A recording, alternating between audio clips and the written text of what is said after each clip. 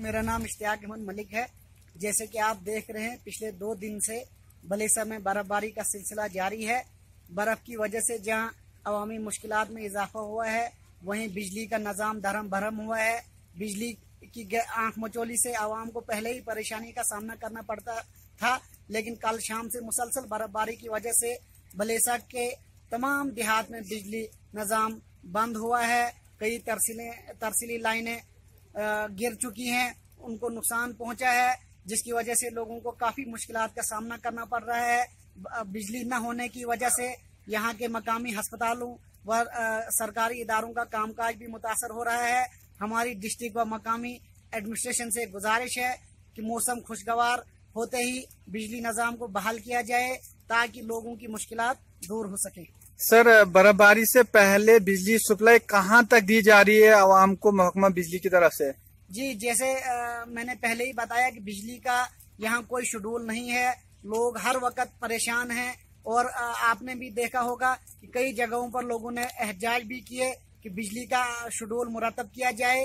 तो हम आपके माध्यम से जिला व स्टेट गवर्नमेंट से अपील करते हैं कि पूरे डोडा डिस्ट्रिक्ट में बिजली निज़ाम को बेहतर बनाने के लिए ठोस इकदाम किए जाएं ताकि अवामी मुश्किलात में कमी आ सके।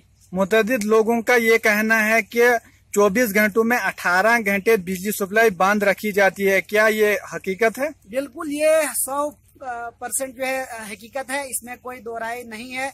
बल्कि मैं समझता हूँ कि 6 घंटे भी नहीं बल्कि 20 घंटे काट रहता है। हर घंटे में जो है 30 मिनट 35 मिनट बिजली गायब रहती है और जिस वक्त जब मर्जी आती है महकमा को बिजली आती जाती रहती है। ये हम मानते हैं कि बिजली की लोड शेडिंग भी होती है, लेकिन कहीं न कहीं इसमें आला हुकाम भी जिम्मेदार हैं, क्योंकि खिता चिनाब में हजारों मेगावाट बिजली पैदा होती है और उससे कितनी आमदन सरकार को होती है। लेकिन इसके बावजूद चिनाब वैली में जो है बिजली का शदीद बहरान है और जो उससे हासिल शुदा आमदन है उस पर कोई खर्च नहीं हो रहा है। अगर सरकार और एडमिनिस्ट्रेशन बिजली निज़ाम को बेहतर बनाने के लिए जितनी भी इनकम चिनाब वैली में जो इनकम आती है बिजली की, अगर उसकी सिर्फ 20% ही इस पर खर्च की जाए तो मुझे लगता है कि बिजली निज़ाम में बेहतरी आ सकती है, वरना यही सिलसिला जारी रहेगा।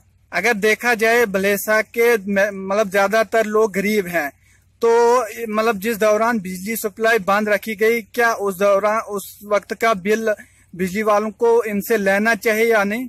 मैं जहाँ तक मेरी राय है, बिल नहीं लेना चाहिए। लेकिन आपने देखा होगा कि कई हमारे ऐसे देहात होते हैं, अगर वहाँ के ट्रांसफार्मर नाकारा पड़े होते हैं, 2 महीने 3 महीनों के बाद उनकी मरम्मत होती है, लेकिन इसके बावजूद गरीब लोगों से बिल जो है वसूल किया जाता है।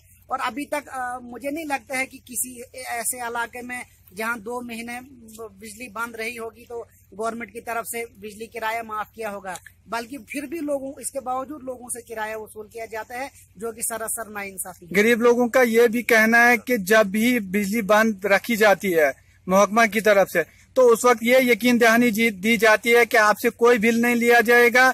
तो जब बिजली सप्लाई बहाल होती है तो उसके बाद 2, 3, 4 महीने का बिल इकट्ठा आता है। बिल्कुल, मैंने पहले ही कहा कि अभी तक कोई ऐसा इलाका नहीं है कि जहां एडमिनिस्ट्रेशन या जहां महकमा बिजली अपना जो लोगों के साथ किए गए वादों को वफा करने में कामयाब हुए होंगे।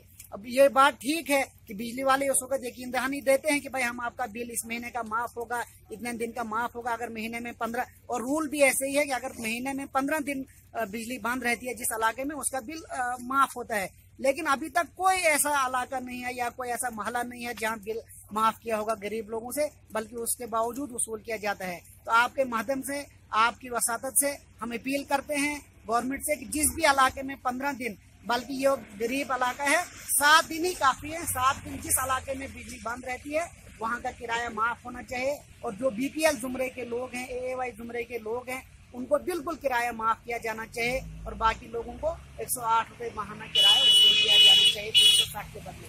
शुक्रिया सर।